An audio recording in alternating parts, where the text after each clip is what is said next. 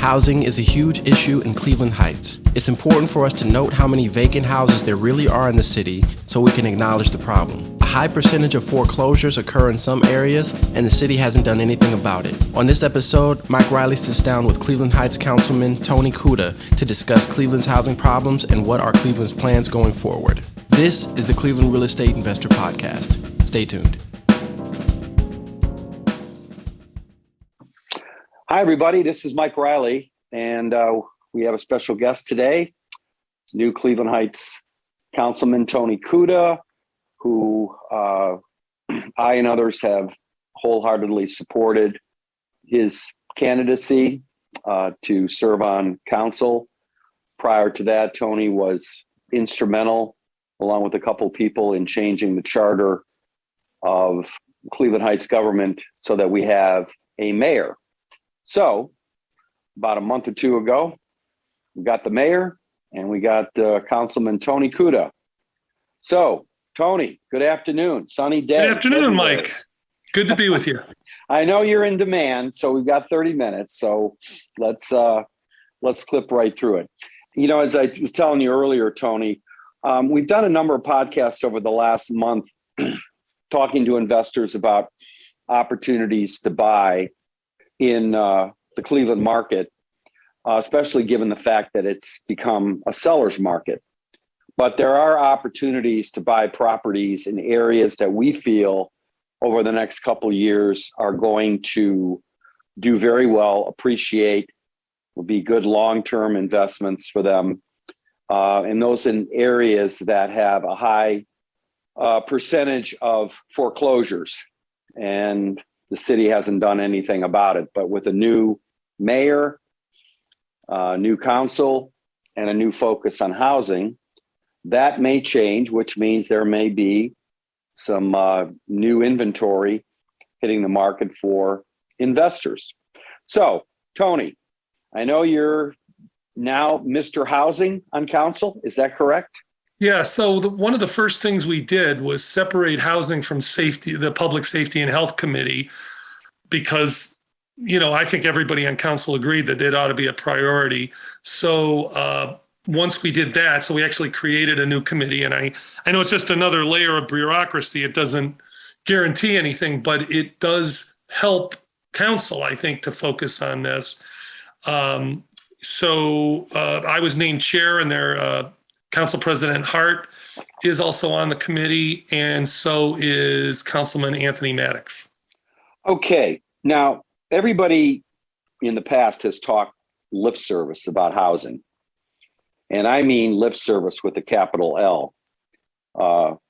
I know former council person Mary Dunbar and I were talking about it, and she was heading some committee, and that was it.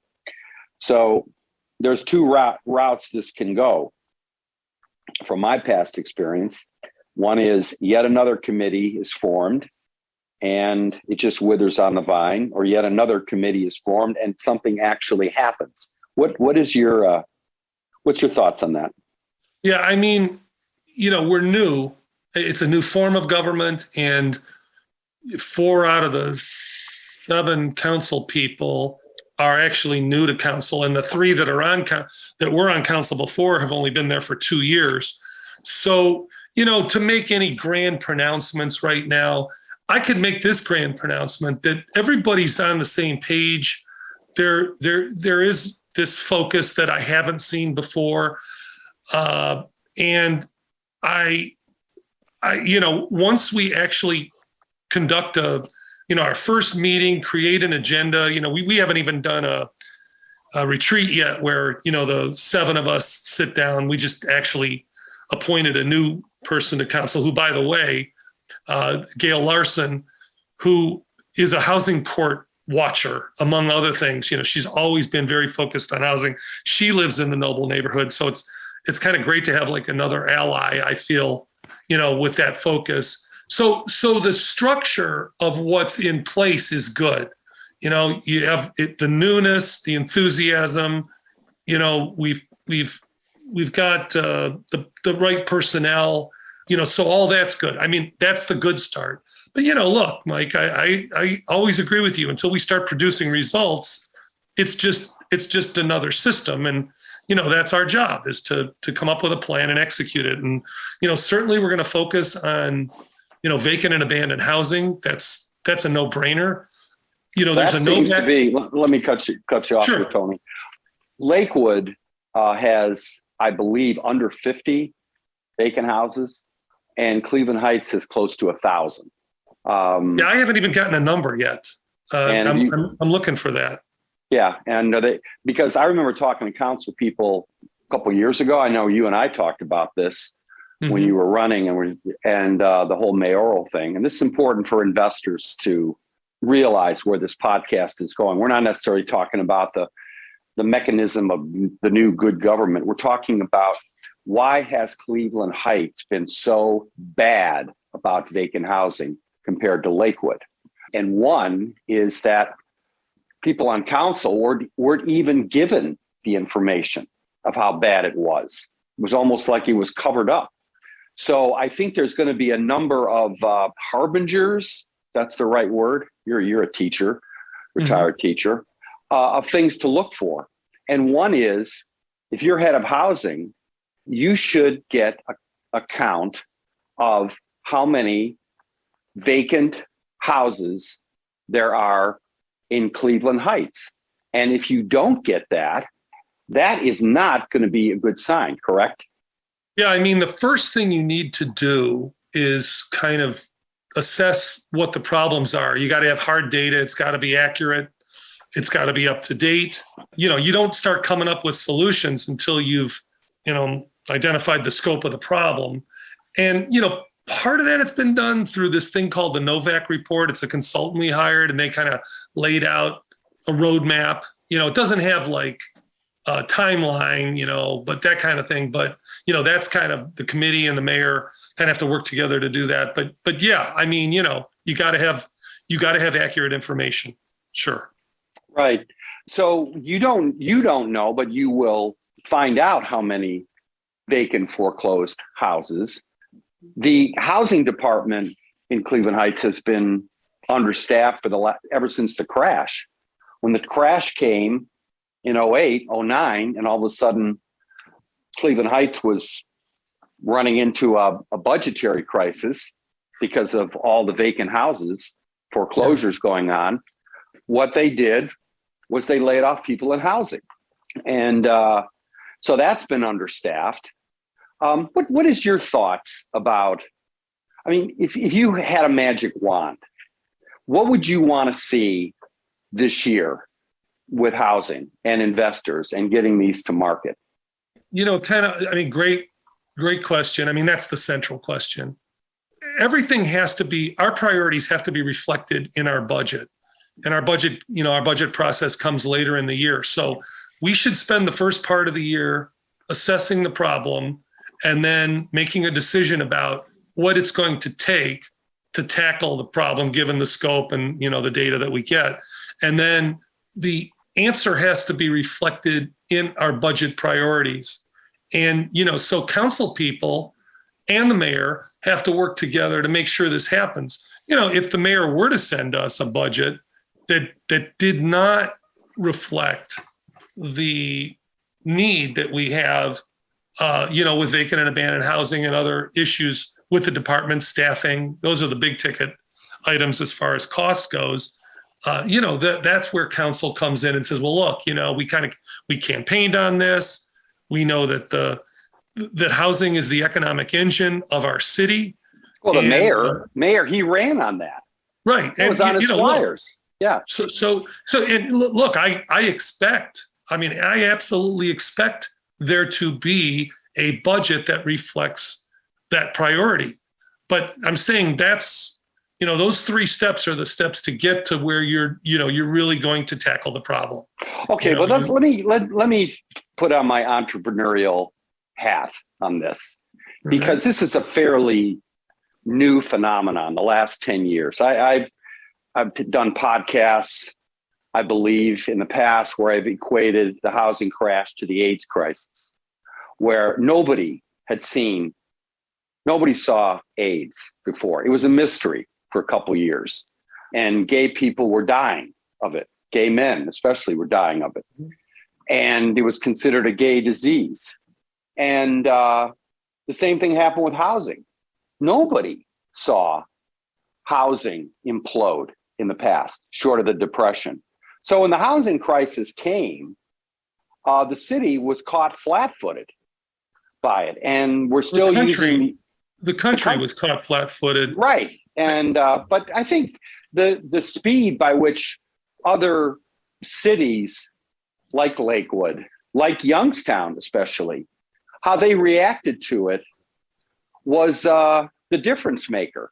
Now, I know Mike Gaynor, who ran for council a couple years ago, he and I were talking about it. He had a proposal, this maybe 5 years ago, about a bond for vacant houses that banks had to take out to make sure that this house was maintained. And if they didn't, they got fined, or the house got seized or something like that. Youngstown had done that. And Mike Gaynor was simply mimicking what they did. And it got buried. Nothing happened. It was studied to death. Nobody wanted to do anything about it. And so I think getting to your point about budget is that this could be budget net plus, where if you have, again, my entrepreneurial thinking cap on, you have demand, you have investors who want to buy properties, okay? Mm-hmm. And you have these houses that are sitting there and they are piling up property taxes because they're vacant. So all of a sudden, the property taxes are a millstone on this property because they can't sell the property for the true market value because they've got to take care of the property taxes. So something has to be done to free that up. And there's no reason why the city can't levy some sort of tax for its time spent on these properties. So if you have 1,000 homes, and let's say you want to move those 1,000 homes and you levy a tax, a transfer tax from the city of $2,000 a house. Okay. What are you looking at? 2 million? 200? What's the math? I don't Somebody, know. Come on, investors out there. 1,000 times 2,000. Add 3 zeros. Add 3 zeros. Okay. To 2,000. So I'm getting 2 million on that. Okay. I think that's going to cover the cost plus, but you got to be able to think outside the box. You can't follow the same protocols as the past. And that's what happened with the AIDS crisis. People had to throw out the old ways of doing it to deal with the new problem. Yeah. So if you go down this road where, well, we got to go through this process, we got to look for the budget, you got to look for that, we may have this podcast in a year and nothing's gotten done. Yeah, it's the same old. The issue you bring up about the foreclosure bond issue and so forth, and it, something eventually got passed, I think in 2020.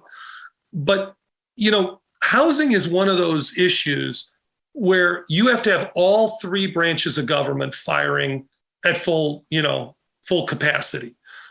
You take out any one of those pieces, if you don't have the right legislation or let's say ordinances in place, if you don't have the staffing, on the administrative end, if you have a court system that, says continued, or just ignores things, then it breaks down, and that's what we have to have here. It's very clear to me that there is no mystery about what it's going to take.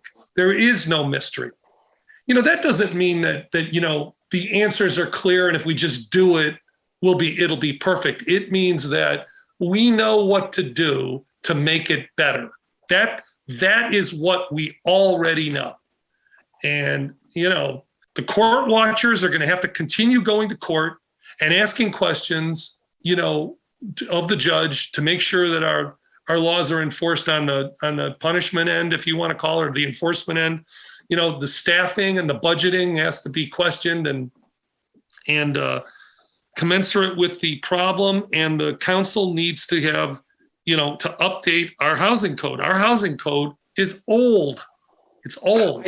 Okay. All right. Well, let me Bigfoot you here. Sure. Tony, and push back. Look, those are the old ways of doing it. When you think of those are the fundamentals. Yin and yang here. Let me push back. All right. The reason why the mayoral thing passed was, in my opinion, because people wanted to know who to hang, and nothing was getting done in the city. It was the same old usual suspect. 2,000, or maybe less than 1,000 people who just dominated the direction of the city. The retail was imploding. The housing was imploding. The city was not headed in the right direction. And to make it worse, you had council people that were voted at large. And most of them were not representing the areas in Cleveland Heights that were getting hurt the most, Noble Road. And then you had all these small little community nonprofits pop up. Future Heights, Noble Neighbors, FHHO, Forest Hill Homeowners Association. None of them dealt with the housing. Everybody worked on their own little pet projects. And as a result, there was a pent-up demand for change, ergo the mayor. And it was I believe it was tied emotionally and viscerally to the state of housing in Cleveland Heights. I think for housing to change this year, we almost have to have a campaign similar to the mayoral thing. We can't have it be buried in committees. We can't have it get locked into the same conveyor belt, study committees, update codes. Look, the problem's out there. It's the vacant houses. And that campaign needs to reach into the courts and shake that up. And fingers need to be pointed and spotlight needs to be on the people that are slow walking this and make it a priority. It's almost like what happened with the mayoral thing. So that's why I wanted to have you on. I mean, you're a new council guy. You and I agree on housing. I've been a Johnny One Note for housing. Investors out there clamoring. This thing can get turned around in a year or 6 months later. So, okay, your turn, Tony.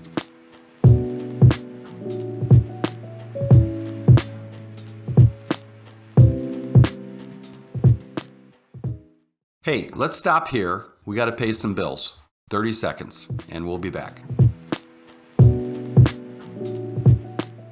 If you've been listening to this podcast, then you understand or should understand the pitfalls of investing in Cleveland real estate. Say you're looking for an investment property to rent, and these are the things that could happen and often do. You overpay for a house, and it's in the ghetto. Then you find that it's a money pit with endless surprise repairs. Your hapless property manager, who may be the brother-in-law of the realtor, gets a tenant who after 3 months stops paying the rent. Then the toilet explodes, and you have nobody to repair it because, guess what? The property manager is not answering the phone. Yep, that's the ugly side of the Cleveland real estate market. But we have a solution. Buy one of our properties. It's been inspected. It's been vetted. It's in a rock-solid part of town. It comes with a Gold Star tenant paying top dollar rent, and we manage it. Call us at 216-371-8160 if you're interested.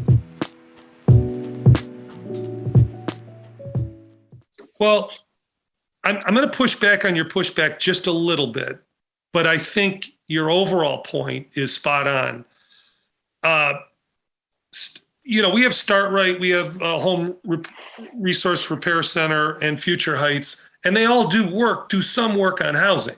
The problem is when you look at the aggregate, what the city's doing, what these, nonprofits / CDCs are doing, it's and you look at the scope of the problem, you realize that we're just not going to keep up at the rate we're going now. So that gets back to what we were talking about before, about prioritizing this and and getting moving. Action. Life rewards action. I'm going to quote Dr. Phil. So, I agree with you. We're not getting it done. The focus wasn't there. But here's what's changed. We have 3 council people now that live in Noble. 3 out of the 7. Yay! Yay! That's new. That's a new thing. It's not a guarantee, but it is new. We have a more accountable system now because you can vote all the bums in or out. And if we're not responsive, I would assume we're going to be held accountable for not being responsive. The problem is, with the city manager form of government is if the city manager didn't want to pick up the phone or hold a community meeting or, there was really no recourse, I think, that the citizens had. And I don't think the city council was going to fire the city manager because, he or she wasn't going out in the community enough.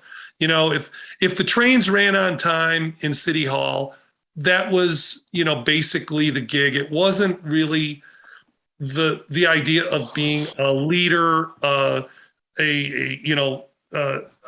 policy maker. That was really for council to do. And if they, they either did or didn't do it. And, sometimes you just end up more going day to day. I look, the people had a choice to make in 2019. And they said what I'm just going to repeat what you just said. It wasn't working, and and the fact that it wasn't, the fact that they voted the way they voted speaks volumes.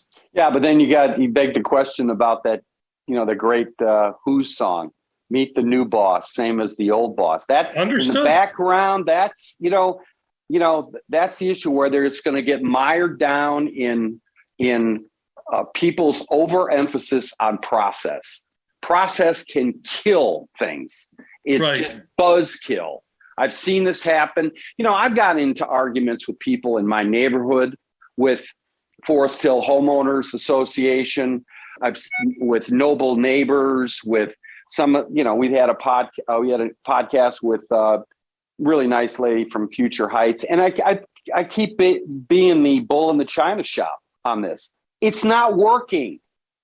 It's not getting done. And then when you start pushing, what you find out is there's another agenda. The other agenda behind it, which is blocking it, is at the end of the day, people really don't want to do the work involved in solving housing issues. What they want is an annual meeting where everybody can pat themselves on the back. They want to be on a board, a nonprofit board. I've talked to people. I was stunned 4 or 5 years ago. I remember talking to one guy who was bragging about how many boards he was on. He was like a Boy Scout, merit badges. I said, well, what are you getting done besides serving on boards? Okay. And so at the end of the day, that nonprofit has a mission statement. Okay. Anybody looking at it? Anybody asking whether anything's getting done? What's going down with Severance? It's a ghost town up there. Yeah. And it's a ghost town because there isn't any vibrancy in the housing around it. And Agreed. There's other problems, but that's a problem. Definitely. But look, you have housing, you have taxes, you have crime, you have retail. Okay? Those are the 4 legs here.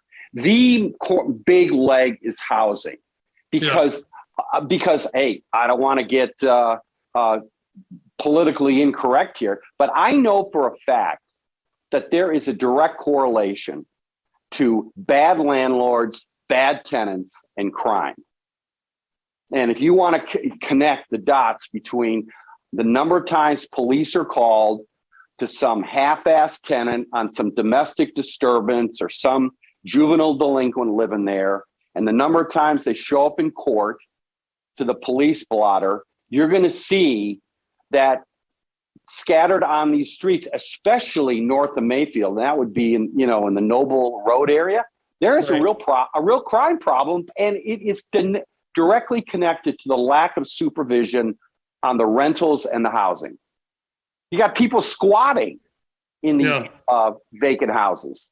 But meanwhile, everybody continues to be content to deal with words like sustainability, racial justice, and on, bike paths, you name it. How about some racial justice for people that live in sections of Noble Road who've seen their properties devalue?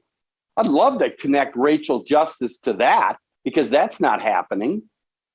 Yeah, obviously, I mean, we have a racial justice task force, and they're working on housing issues as well as other issues.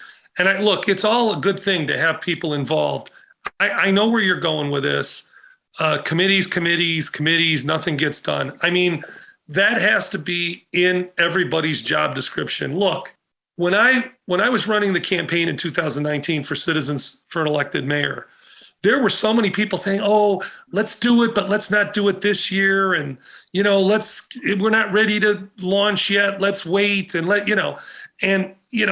there has to be somebody that can get people to go, get moving and get things done, and that was my job, on that campaign as the campaign manager. And now I'm on council, and it's really the same job. I mean, in the sense that I'm working with other people, and it's not just being the squeaky wheel, because then you're just waving your hands. You have to be strategic about it. What is going to make the things happen? We chose somebody on Monday that is dedicated to the housing issue. Everything you do, separate housing from the public safety. I mean, how could housing be in public safety and health? I mean, give me a break. You know why? Because it's meaningless. That's why. Well, everything points to the fact that up until this year, housing has been orphaned.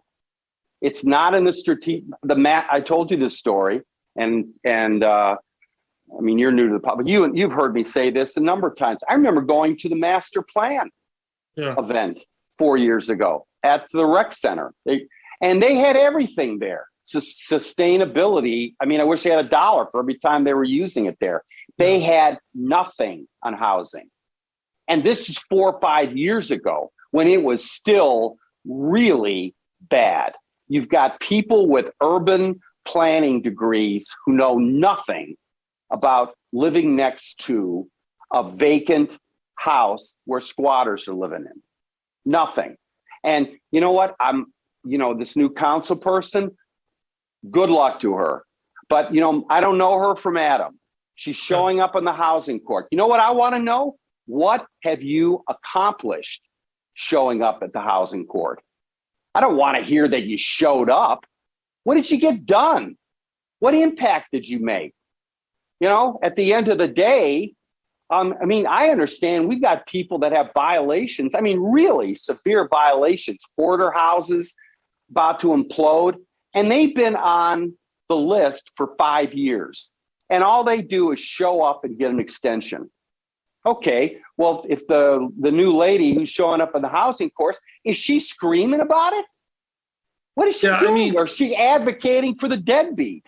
I mean, I can't answer that question, but I can tell you that there are things we can control, and those are the things we have to control. And you just do your job, and you lead by example, and you do scream when you have to, but you don't scream when, you don't want to be the boy or the councilman that cried wolf either. But, you have to pick your spots. Right now, we're new, got a little honeymoon going on. We're getting organized. I see the focus on housing 5-6 weeks in. I see that. I'm satisfied with the start. It's just a start. That's all it is. I'm not trying to make it out to be more than it is. And I'm anxious to start moving the ball forward, not just to show, like Reilly, look, we got something done, or we got a lot of stuff done. This city is dependent on the success of this council and this new government. There's no Well, question about that. Everybody knows what's at stake. So, right. so don't worry Tony, about that part of it. Yeah, I think one of the things that if I was on council, if I could suggest something, the number one issue in Cleveland Heights, the number one issue is housing. It's the centerpiece. And I'm not going to I don't need to go down that road again. But if you have 1,000 vacant homes, and the vast majority of these homes are in the Noble area, because I don't live that far away. I have customers in there. We have rental properties there. I know firsthand every one of those streets. There's a high percentage of vacant houses north of Mayfield, and that is what has really impacted. Now, you do the math. And by the way, I did the math. 1,000 times 2,000 is 2 million. Okay. For you math geeks out there. But next, think about 1,000 homes, or let's just say conservative, 700 homes in Noble area are vacant. Who lives around those houses? 5, 6, 8 people, maybe 10 people on a street where that eyesore they've been looking at for years. That's 700 people times 10. Those are your constituents. If you went out and just pretended you were back on the campaign trail and talked to these people, going into council, played the tape, played the video, and just say, what are we doing for these people now? We don't need to study it. What are we doing? Every day you're saying to yourself, every week, every council meeting, what did we do this week on housing? Mm-hmm. And if the answer is, well, we're studying it. No. That's good for the first month. After that, it's decision time. That to me changes the dynamics. I live 2 houses away from a house that's been vacant for 15 years. Yeah. Why is this house sitting there? I mean, I said the former judge of Cleveland Heights, he lived a block away from a vacant house. The former mayor, 2 mayors in Forest Hill. Those houses were everywhere. What are you not seeing? And why aren't you doing about it? The answer is simple. It's not a priority. So before you get mired into committee and budget and this and that, ask yourself, who here is making this a priority? Okay, and it'll show up in the actions. It all begins with a commitment to change, not talk about change. Okay, a commitment to change. And I think if we can spread the word out that we've got a really great program for people, for maybe home buyers, owner occupants, which I know is important in Cleveland Heights. Get young people in there, get grants to buy these houses, get a program where you've got a monitor who's making sure that these houses are getting taken care of. And Tony, I'll just wrap up with one more thing and then I'll let you go. We did a podcast earlier. We talked about LLCs, which are driving me crazy. We put a bid in for a house at 1290 Lee Boulevard. 1290 Lee Boulevard. That thing has been a dump for 10 years. And it's next door to 2 of our properties in Forest Hill Boulevard. Okay? And we got outbid. We were 15,000 over asking. Now, I've seen this happen where an LLC will get a hard money loan, buy this house, run out of money, and then it just sits there. Violations aren't taken care of. So by a minor tweak with the city and the housing department should simply say, you have 3 months to clean this up on the outside. Failure to do it will result in a $100 fine, and we're going to foreclose on the house. You put these people on the clock. The 1,000 vacant homes are basically, a third of them are easily tied up by incompetent LLCs. And it's an easy fix. It's a way easy fix to get these out of the hands of incompetents and into the hands of right-minded, investors who will turn the property over, and maybe they get an extra bonus if they sell it to an owner occupied. But if there's urgency to solve the problem, there is going to be a lot of creative answers generated. Yeah, And I'll give you the final word. We'll end on that. I mean, I really don't have a final word. I want to look at that that ordinance that governs the time limit on LLC bought homes, and and their how long they have to do the repairs, because the answer right now, I don't know the answer to that. And I think that's a great question. And when you get outbid and somebody grabs it and then it just sits there for, into perpetuity, I consider that a big problem. Yeah. The irony of it is, I know the neighbors. I know the neighbors of these houses because we live next to them. And you know what? These neighbors are Black owners who take meticulous care of their house. So when we talk about racial justice, my man, connect it to that.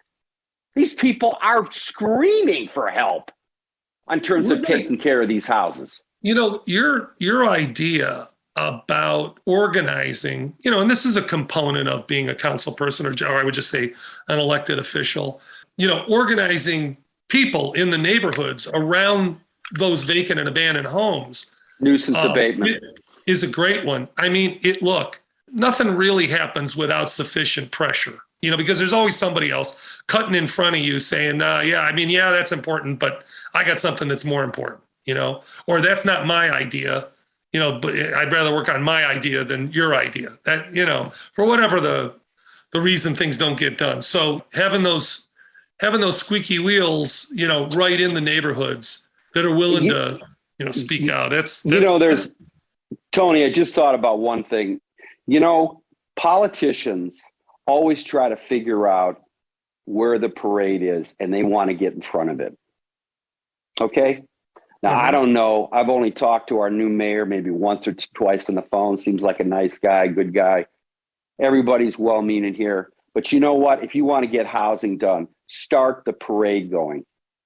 Get those 700 people who live next to these. No, I'm sorry, 3,500 people who live next to these 700, or should I say 700? We're doing a lot of math today on this one. Yeah, that's awesome. 700. I didn't know there was going to be a quiz. 700 times 10. 700 vacant houses and 10 houses that got to look at this dump. Okay? That's 7,000 people. That's a parade. You get that started. We're going to form a nuisance abatement campaign. We're going to form this. We're going to form that. You know what, Mr. Mayor, council people, you just keep studying this, right? Because we're going to march our way to court, and we're going to ask that these LLC incompetents and these banks in the Caymans or something, the mob's coming with the torches, okay? And that's how maybe we can jumpstart that. So maybe I start assembling the parade. You work on the inside with your council people. We form it, and then we'll let the politicians get in front of that. So maybe that's one answer. Sounds like a plan. Great talking to you, Mike. As always, I really appreciate this. All right, Mr. Councilman, go to work, man. Make us happy. All right. Talk to you later. Thanks, everybody. Bye. Thank you for listening to the Cleveland Real Estate Investor Podcast with Mike Reilly. Please add our show or follow us on Spotify, Overcast, Apple Podcast, or Spotify. Leave a like or comment on the video. All engagement is appreciated. Subscribe to us on YouTube as well for video content coming soon. For any Cleveland listeners or Cleveland Browns fans, you can check out our other podcast, Cleveland Browns Anonymous, for our weekly group therapy session. This is also on all the same platforms as the Cleveland Real Estate Investor.